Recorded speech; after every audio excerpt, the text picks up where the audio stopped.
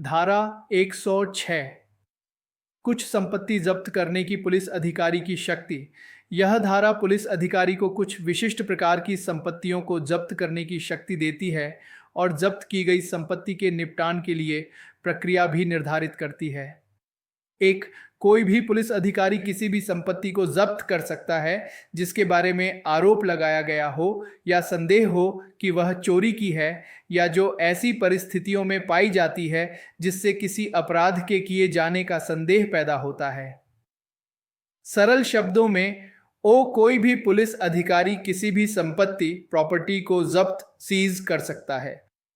यह संपत्ति वह हो सकती है जिसके बारे में कहा जा रहा हो या शक हो कि वह चोरी की है। या वह संपत्ति ऐसी परिस्थितियों में मिली हो जिससे किसी अपराध के होने का संदेह पैदा होता है, जैसे किसी अपराध स्थल पर कोई चीज मिलना। 2. ऐसा पुलिस अधिकारी,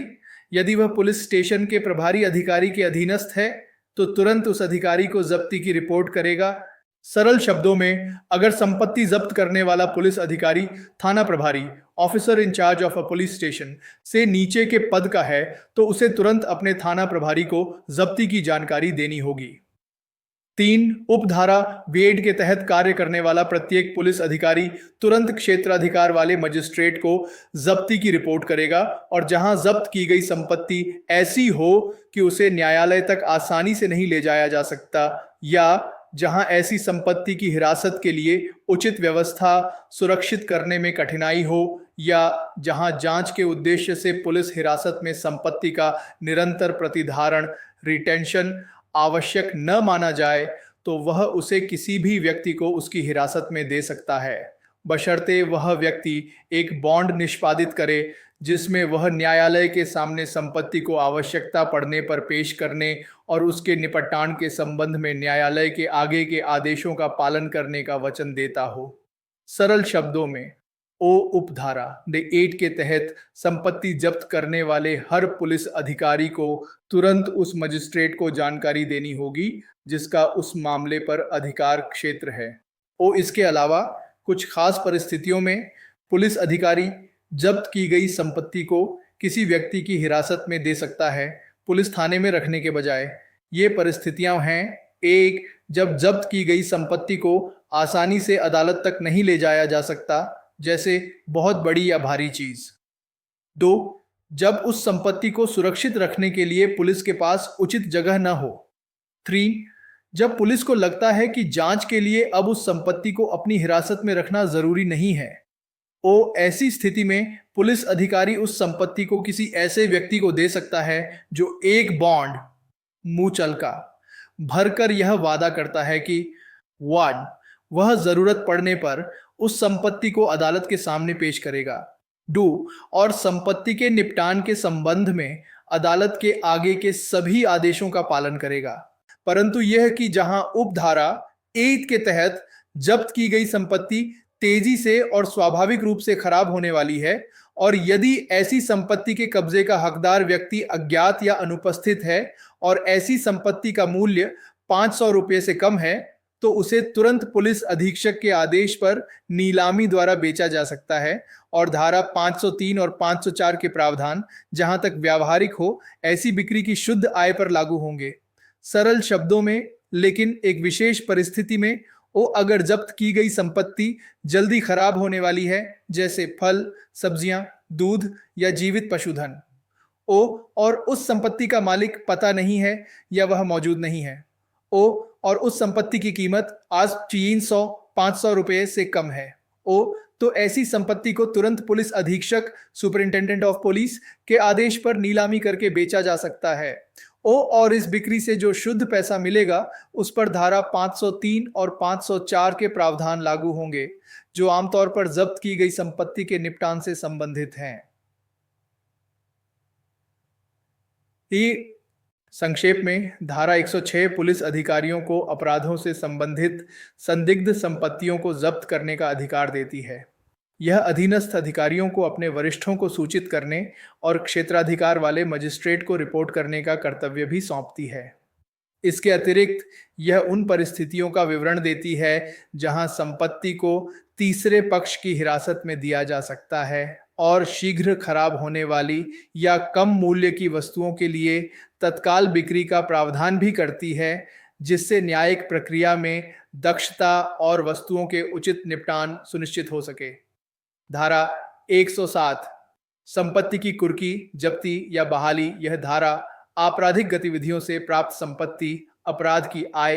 की कुर्की, जब्ती और कुछ मामलों में पीड़ितों को उसकी बहाली से संबंधित एक महत्वपूर्ण प्रक्रिया स्थापित करती है। एक, जहां जांच कर रहे किसी पुलिस अधिकारी को यह विश्वास करने का कारण है कि कोई संपत्ति प्रत्यक्ष या अप्रत्यक्ष रूप से किसी आपराधिक गतिविधि या किसी अपराध के किए जाने के परिणाम स्वरूप प्राप्त की गई है, तो वह पुलिस अधीक्षक या पुलिस आयुक्त के अनुमोदन से ऐसे अपराध का संज्ञान लेने या विचारण के लिए सुपुर्द करने या मामले का विचारण करने के लिए क्षेत्राधिकार रखने वाले न्यायालय या मजिस्ट्रेट को ऐसी संपत्ति की कुर्की के लिए आवेदन कर सकता है। सरल शब्दों में, अगर कोई पुलिस अधिकारी जो किसी मामले की जांच कर रहा है, उसे यह लगता है, विश्वास करने का कारण है कि कोई संपत्ति सीधे या परोक्ष रूप से किसी आपराधिक गतिविधि से कमाई गई है, यानी अपराध की आय है,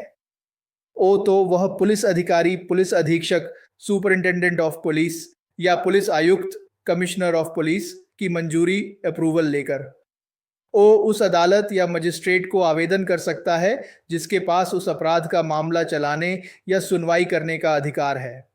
यह आवेदन उस संपत्ति को कुर्क करने, जब्त करने के लिए होगा। 2, यदि न्यायालय या मजिस्ट्रेट को साक्ष्य लेने से पहले या बाद में यह विश्वास करने का कारण है कि ऐसी सभी या कोई भी संपत्ति अपराध की आय है, तो न्यायालय या मजिस्ट्रेट ऐसे व्यक्ति को एक सूचना, नोटिस जारी कर सकता है जिसमें उसे 14 दिनों की अवधि के भीतर यह कारण बताने के लिए कहा जाएगा कि कुर्की का आदेश क्यों नहीं दिया जाना चाहिए। सरल शब्दों में, अगर अदालत या मजिस्ट्रेट को चाहे सबूत लेने से पहले या बाद में यह लगता है कि वह संपत्ति अपराध की आय, प्रोसीड्स ऑफ क्राइम है, तो अदालत या मजिस्ट्रेट उस व्यक्ति को एक नोटिस भेजेगा जिसके पास वह संपत्ति है। इस नोटिस में उस व्यक्ति को 14 दिनों के अंदर यह बताने के लिए कहा जाएगा कि उसकी संपत्ति क्यों नहीं कुर्क की जानी चाहिए। यह कारण बताओ नोटिस होता है। 3, जहां उपधारा 2 के तहत किसी व्यक्ति को जारी की गई सूचना में किसी संपत्ति को ऐसे व्यक्ति की ओर से किसी अन्य व्यक्ति द्वारा धारित हेल्ड होना निर्दिष्ट किया गया है, तो सूचना की एक प्रति ऐसे अन्य व्यक्ति को भी तामील की जाएगी। सरल शब्दों में, अगर नोटिस में यह लिखा है कि संबंधित संपत्ति किसी दूसरे व्यक्ति के पास है लेकिन वह असल में पहले वाले व्यक्ति के लिए है, तो उस दूसरे व्यक्ति को भी नोटिस की एक कॉपी भेजी जाएगी। 4, न्यायालय या मजिस्ट्रेट उपधारा 2 के तहत जारी किए गए कारण बताओ नोटिस के स्पष्टीकरण, यदि कोई हो, और ऐसे न्यायालय या मजिस्ट्रेट के समक्ष उपलब्ध भौतिक तथ्यों पर विचार करने के बाद और ऐसे व्यक्ति या व्यक्तियों को सुनवाई का उचित अवसर देने के बाद उन संपत्तियों के संबंध में कुर्की का आदेश पारित कर सकता है जिन्हें अपराध की आय पाया गया है। सरल शब्दों में, अदालत या मजिस्ट्रेट कारण बताओ नोटिस पर मिले जवाब, अगर कोई आया है, पर विचार करेगा। अदालत के सामने जो भी अन्य सबूत या तथ्य उपलब्ध हैं उन पर भी विचार करेगा। और उस व्यक्ति या व्यक्तियों को अपनी बात कहने का उचित मौका देगा, सुनवाई करेगा। इन सब के बाद यदि अदालत को लगता है कि संपत्ति अपराध की आय है, तो वह कुर्की का आदेश पारित कर सकता है। परंतु यह कि यदि ऐसा व्यक्ति न्यायालय या मजिस्ट्रेट के सामने उपस्थित नहीं होता है या कारण बताओ नोटिस में निर्दिष्ट 14 दिनों की अवधि के भीतर अपना मामला न्यायालय या मजिस्ट्रेट के सामने प्रस्तुत नहीं करता है, तो न्यायालय या मजिस्ट्रेट एक तरफा आदेश, एक्स पार्टे ऑर्डर पारित करने के लिए आगे बढ़ सकता है। सरल शब्दों में, लेकिन अगर वह व्यक्ति 14 दिनों के अंदर अदालत या मजिस्ट्रेट के सामने पेश नहीं होता है या अपना जवाब नहीं देता है, तो अदालत या मजिस्ट्रेट उसकी अनुपस्थिति में ही एक तरफा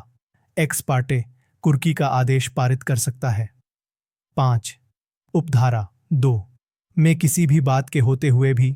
यदि न्यायालय या मजिस्ट्रेट की राय में उक्त उपधारा के तहत सूचना जारी करने से कुर्की या जब्ती का उद्देश्य विफल हो जाएगा तो न्यायालय या मजिस्ट्रेट एक अंतरिम आदेश इंटरिम ऑर्डर द्वारा एक तरफा ऐसे संपत्ति की कुर्की या जब्ती का निर्देश दे सकता है और ऐसा आदेश उपधारा 6 के तहत एक आदेश पारित होने तक लागू रहेगा। सरल शब्दों में ओ उपधारा 2 में जो भी कहा गया है यानी कारण बताओ नोटिस देना, उसके बावजूद वो अगर अदालत या मजिस्ट्रेट को लगता है कि नोटिस जारी करने से संपत्ति को कुर्क करने या जब्त करने का मकसद ही खत्म हो जाएगा, जैसे व्यक्ति संपत्ति बेच देगा या हटा देगा,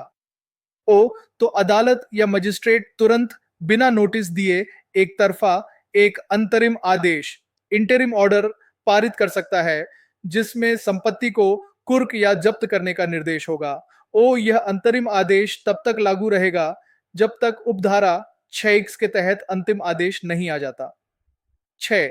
यदि न्यायालय या मजिस्ट्रेट कुर्क की गई या जब्त की गई संपत्तियों को अपराध की आय पाता है तो न्यायालय या मजिस्ट्रेट आदेश द्वारा जिला मजिस्ट्रेट को ऐसे अपराध की आय को उन व्यक्तियों को समानुपातिक रूप से वितरित करने का निर्देश देगा जो ऐसे अपराध से प्रभावित हुए हैं। सरल शब्दों में अगर अदालत या मजिस्ट्रेट को पक्का पता चलता है कि कुर्क की गई या जब्त की गई संपत्ति अपराध की आय है तो अदालत या मजिस्ट्रेट जिला मजिस्ट्रेट डिस्ट्रिक्ट मैजिस्ट्रेट को आदेश देगा कि वह उस अपराध की आय को उन व्यक्तियों में समानुपातिक रूप से रेटबली बांट दे जो उस अपराध से प्रभावित हुए हैं यानी पीड़ित। 7. उपधारा 6 के तहत पारित आदेश प्राप्त होने पर जिला मजिस्ट्रेट 60 दिनों की अवधि के भीतर अपराध की आय को या तो स्वयं वितरित करेगा या अपने अधीनस्थ किसी अधिकारी को ऐसे वितरण को प्रभावी करने के लिए अधिकृत करेगा। सरल शब्दों में जब जिला मजिस्ट्रेट को उपधारा 6 के तहत यह आदेश मिलता है तो उसे 60 दिनों के अंदर उस अपराध की आय को खुद बांटना होगा या अपने किसी अधीनस्थ अधिकारी को यह बांटने का अधिकार देना होगा। 8. यदि ऐसी आय को प्राप्त करने के लिए कोई दावेदार नहीं है या कोई दावेदार पता नहीं लगाया जा सकता है या दावेदारों को संतुष्ट करने के बाद कोई अधिशेष सरप्लस बचता है तो ऐसी अपराध की आय सरकार के पक्ष में जब्त हो जाएगी। सरल शब्दों में अगर अपराध की आय को लेने वाला कोई पीड़ित नहीं मिलता है या कोई पीड़ित पता नहीं लगाया जा सकता या पीड़ितों को उनका हिस्सा देने के बाद भी पैसा बच जाता है तो ऐसी बची हुई अपराध की आय सरकार की हो जाएगी, जब्त हो जाएगी। संक्षेप में धारा 107 आपराधिक न्याय प्रणाली में एक बहुत महत्वपूर्ण प्रावधान है जो अपराध की आय से निपटने के लिए एक विस्तृत कानूनी तंत्र प्रदान करता है। यह पुलिस को ऐसी संपत्ति की कुर्की के लिए आवेदन करने, न्यायालय को कारण बताओ नोटिस जारी करने और अंतिम कुर्की आदेश पारित करने और सबसे महत्वपूर्ण बात अपराध की आय को पीड़ितों को वापस बांटने का प्रावधान करता है।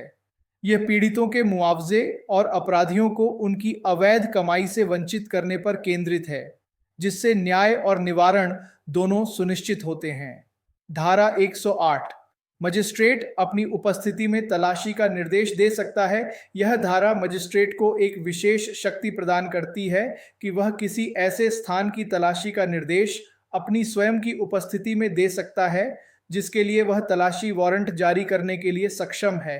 कोई भी मजिस्ट्रेट अपनी उपस्थिति में किसी भी स्थान की तलाशी का निर्देश दे सकता है जिसके लिए वह तलाशी वारंट जारी करने के लिए सक्षम है।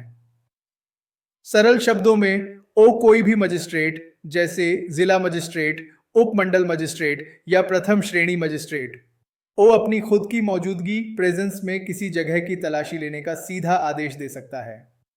लेकिन यह शक्ति केवल उन्हीं जगहों के लिए है जिनके लिए वह खुद तलाशी वारंट जारी करने का अधिकार रखता है, जैसा कि इस संहिता में अन्य धाराओं में बताया गया है। उदाहरण के लिए धारा 97। इसका क्या मतलब है? आमतौर पर मजिस्ट्रेट तलाशी वारंट जारी करते हैं और उसे पुलिस अधिकारी द्वारा निष्पादित किया जाता है। लेकिन यह धारा मजिस्ट्रेट को एक अतिरिक्त और प्रत्यक्ष शक्ति देती है। यदि मजिस्ट्रेट को लगता है कि किसी खास मामले में उसकी उपस्थिति में तलाशी ज़्यादा उचित या ज़रूरी है, जैसे बहुत संवेदनशील मामला या जहां साक्ष्य के साथ छेड़छाड़ की आशंका हो, तो वह मौके पर जाकर अपनी निगरानी में तलाशी करवा सकता है लोगों को करके। संक्षेप में, धारा 108 मजिस्ट्रेट को तलाशी प्रक्रियाओं पर अधिक सीधा नियंत्रण रखने की अनुमति देती है, विशेषकर उन स्थितियों में जहां न्यायिक पर्यवेक्षण की तत्काल और प्रत्यक्ष आवश्यकता महसूस होती है। यह कानूनी प्रक्रिया में पारदर्शिता और विश्वसनीयता सुनिश्चित करने में मदद करती है। धारा 109 पेश किए गए दस्तावेज आदि को जब्त करने की शक्ति। यह धारा न्यायालय को यह शक्ति देती है कि वह उसके सामने पेश किए गए किसी भी दस्तावेज या चीज़ को जब्त इम्पाउंड कर सके, यानी उसे अपनी हिरासत में ले सके। कोई भी न्यायालय यदि वह उचित समझे तो इस संहिता के तहत उसके सामने पेश किए गए किसी भी दस्तावेज या चीज़ को जब्त कर सकता है। सरल शब्दों में, अगर कोई अदालत, कोर्ट किसी मामले की सुनवाई के दौरान या किसी कानूनी प्रक्रिया के तहत अपने सामने कोई दस्तावेज, डॉक्यूमेंट या कोई अन्य चीज़, थिंग पेश किए जाने पर, चाहे वह किसी गवाह द्वारा, आरोपी द्वारा या किसी अन्य पक्ष द्वारा पेश की गई हो, और अदालत को लगता है कि ऐसा करना ठीक है, उचित समझे, तो वह अदालत उस दस्तावेज या चीज़ को जब्त इम्पाउंड कर सकती है। जब्त करने का क्या मतलब है? जब्त करना का मतलब है कि अदालत उस दस्तावेज या चीज को अपनी आधिकारिक हिरासत में ले लेती है। यह आमतौर पर तब किया जाता है जब दस्तावेज या चीज की सत्यता की जांच करनी हो, उसे सबूत के तौर पर सुरक्षित रखना हो या उसे किसी और के हाथों में जाने से रोकना हो ताकि उसके साथ कोई छेड़छाड़ ना हो सके। जब्त की गई चीजें तब तक अदालत की हिरासत में रहती हैं जब तक अदालत उनका कोई और आदेश नहीं देती। संक्षेप में, धारा 109 न्यायालयों को उसके समक्ष प्रस्तुत साक्ष्य की अखंडता और सुरक्षा बनाए रखने के लिए एक महत्वपूर्ण उपकरण प्रदान करती है। यह सुनिश्चित करती है कि किसी दस्तावेज या चीज को न्यायिक प्रक्रिया के दौरान आवश्यकता अनुसार नियंत्रित और सुरक्षित रखा जा सके। धारा 110 प्रक्रियाओं के संबंध में पारस्परिकता व्यवस्थाएं। यह धारा भारत के अंदर और भारत के बाहर अन्य देशों के साथ न्यायिक दस्तावेजों जैसे समन और वारंट की तामील और निष्पादन के लिए आपसी व्यवस्थाओं का वर्णन करती है। इसे पारस्परिक कानूनी सहायता के रूप में समझा जा सकता है। एक, जहां उन क्षेत्रों में एक न्यायालय जहां यह संहिता लागू होती है, जिसे इस धारा में इसके बाद उक्त क्षेत्र कहा गया है, यह चाहता है कि सरल शब्दों में, अगर भारत के उन इलाकों की कोई अदालत जहां यह नया कानून लागू होता है, यानी भारत के भीतर, चाहती है कि किसी आरोपी व्यक्ति के लिए समन, या किसी आरोपी व्यक्ति की गिरफ्तारी के लिए वारंट, या किसी व्यक्ति को दस्तावेज या अन्य चीज पेश करने के लिए समन, या तलाशी वारंट जो उसके द्वारा जारी किया गया है उसे किसी भी स्थान पर तामील या निष्पादित किया जाए। सरल शब्दों में, उसके द्वारा जारी किया गया कोई भी समन आरोपी के लिए या दस्तावेज पेश करने के लिए, या कोई भी वारंट गिरफ्तारी या तलाशी के लिए किसी दूसरी जगह पर तामील, सर्व या निष्पादित, एग्जीक्यूट किया जाए तो उक्त क्षेत्रों के बाहर भारत में किसी भी राज्य या क्षेत्र में एक न्यायालय के स्थानीय क्षेत्राधिकार के भीतर यह ऐसे समन या वारंट की दोहरी प्रति डाक द्वारा या अन्यथा उस न्यायालय के पीठासीन अधिकारी को तामील या निष्पादित करने के लिए भेज सकता है। और जहां खंड ए या खंड सी में संदर्भित कोई समन इस प्रकार तामील किया गया है तो धारा 70 के प्रावधान ऐसे समन के संबंध में लागू होंगे जैसे कि वह न्यायालय का पीठासीन अधिकारी जिसे यह भेजा गया है उक्त क्षेत्रों में एक मजिस्ट्रेट हो। सरल शब्दों में, अगर वह जगह भारत के भीतर ही है लेकिन उस अदालत के अधिकार क्षेत्र से बाहर है, उदाहरण के लिए किसी दूसरे राज्य या केंद्र शासित प्रदेश में जहां पहले यह संहिता सीधे लागू नहीं होती थी, तो मूल अदालत समन या वारंट की 2 प्रतियां डाक से या किसी अन्य तरीके से उस जगह की अदालत के मुख्य अधिकारी को भेज सकती है ताकि उसे तामील या निष्पादित किया जा सके। और अगर आरोपी के समन या दस्तावेज पेश करने के समन को ऐसे तामील किया गया है तो धारा 70 के नियम जो समन की तामील न होने पर वारंट जारी करने से संबंधित हैं भी लागू होंगे। ऐसा माना जाएगा जैसे कि समन पाने वाली अदालत का अधिकारी उसी क्षेत्र का मजिस्ट्रेट हो। II भारत के बाहर किसी भी देश या स्थान में जिसके संबंध में केंद्र सरकार ने ऐसे देश या स्थान की सरकार के साथ आपराधिक मामलों से संबंधित समन या वारंट की तामील या निष्पादन के लिए व्यवस्था की है, जिसे इस धारा में इसके बाद अनुबंधकारी राज्य कहा गया है। यह ऐसे समन या वारंट की दोहरी प्रति ऐसे रूप में ऐसे न्यायालय, न्यायाधीश या मजिस्ट्रेट को निर्देशित और ऐसे प्राधिकारी को पारेषण ट्रांसमिशन के लिए भेज सकता है, जैसा केंद्र सरकार अधिसूचना द्वारा इस संबंध में निर्दिष्ट कर सकती है। सरल शब्दों में, अगर वह जगह भारत के बाहर किसी देश में है जिसके साथ केंद्र सरकार ने आपराधिक मामलों में समन या वारंट की तामील निष्पादन के लिए समझौता रेसिप्रोकल अरेंजमेंट किया है, जिसे अनुबंधकारी राज्य या कॉन्ट्रैक्टिंग स्टेट कहते हैं, तो मूल भारतीय अदालत समन या वारंट की 2 प्रतियां उस रूप में भेज सकती है जिसे केंद्र सरकार ने अधिसूचित किया हो और जिस विदेशी अदालत, न्यायाधीश या मजिस्ट्रेट को निर्देशित किया गया हो। और उसे उस प्राधिकारी को भेजेगी जिसे केंद्र सरकार ने निर्दिष्ट किया है, जैसे गृह मंत्रालय के माध्यम से, ताकि वह विदेशी देश तक पहुंचाया जा सके। जहां उक्त क्षेत्रों में एक न्यायालय को तामील या निष्पादन के लिए प्राप्त हुआ है। सरल शब्दों में, अगर भारत के उन इलाकों की किसी अदालत को जहां यह कानून लागू होता है, किसी दूसरे स्थान से तामील या निष्पादन के लिए कोई समन या वारंट मिला है, किसी आरोपी व्यक्ति के लिए समन, या किसी आरोपी व्यक्ति की गिरफ्तारी के लिए वारंट, या किसी व्यक्ति को दस्तावेज या अन्य चीज पेश करने के लिए समन, या तलाशी वारंट जो जारी किया गया है। उक्त क्षेत्रों के बाहर भारत में किसी भी राज्य या क्षेत्र में एक न्यायालय द्वारा, एक अनुबंधकारी राज्य में एक न्यायालय, न्यायाधीश या मजिस्ट्रेट द्वारा, तो वह उसे वैसे ही तामील या निष्पादित करवाएगा जैसे कि उसे उक्त क्षेत्रों में किसी अन्य न्यायालय से उसके स्थानीय क्षेत्राधिकार के भीतर तामील या निष्पादन के लिए प्राप्त हुआ समन या वारंट हो। और जहां, सरल शब्दों में, अगर कोई समन या वारंट भारत के भीतर किसी दूसरे राज्य क्षेत्र की अदालत से मिला है या किसी अनुबंधकारी राज्य विदेशी देश की अदालत से मिला है, तो प्राप्त करने वाली भारतीय अदालत उसे ठीक वैसे ही तामील या निष्पादित करवाएगी जैसे कि वह उसे अपने ही देश की किसी दूसरी अदालत से अपने अधिकार क्षेत्र के भीतर तामील या निष्पादन के लिए मिला हो।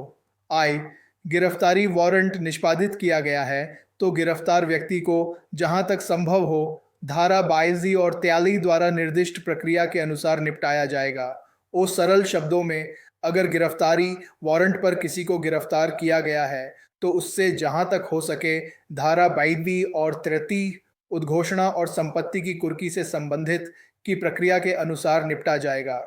यह बताता है कि गिरफ्तार व्यक्ति को कैसे और कब पेश किया जाएगा। तलाशी वारंट निष्पादित किया गया है तो तलाशी में मिली चीजों को जहां तक संभव हो धारा 104 द्वारा निर्दिष्ट प्रक्रिया के अनुसार निपटाया जाएगा। सरल शब्दों में, अगर तलाशी वारंट पर तलाशी ली गई है और कोई चीज मिली है तो उससे जहां तक हो सके धारा 104 जो क्षेत्राधिकार से बाहर तलाशी में मिली चीजों के निपटान से संबंधित है की प्रक्रिया के अनुसार निपटा जाएगा। यह बताता है कि मिली चीजों को कहां और कैसे भेजा जाएगा,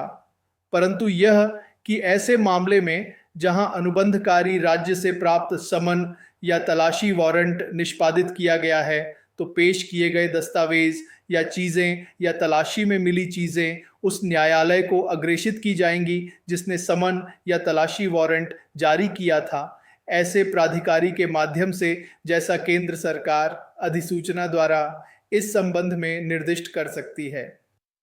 सरल शब्दों में, लेकिन अगर किसी विदेशी अनुबंधकारी राज्य से मिले समन या तलाशी वारंट को निष्पादित किया गया है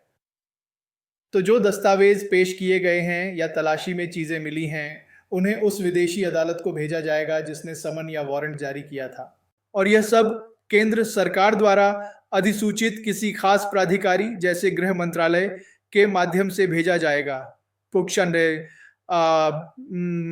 संक्षेप में, धारा 110 आपराधिक न्याय प्रणाली में अंतर्राष्ट्रीय और अंतर्राज्यीय सहयोग के लिए एक महत्वपूर्ण आधारशिला है। यह सुनिश्चित करती है कि आपराधिक मामलों में समन, गिरफ्तारी वारंट और तलाशी वारंट को न केवल भारत के विभिन्न हिस्सों में बल्कि उन विदेशी देशों में भी प्रभावी ढंग से तामील और निष्पादित किया जा सके जिनके साथ भारत ने पारस्परिक समझौते किए हैं। यह अपराधियों को राष्ट्रीय या अंतर्राष्ट्रीय सीमाओं के पार भागने से रोकने और साक्ष्य के सुचारू आदान प्रदान को सुविधाजनक बनाने में मदद करती है।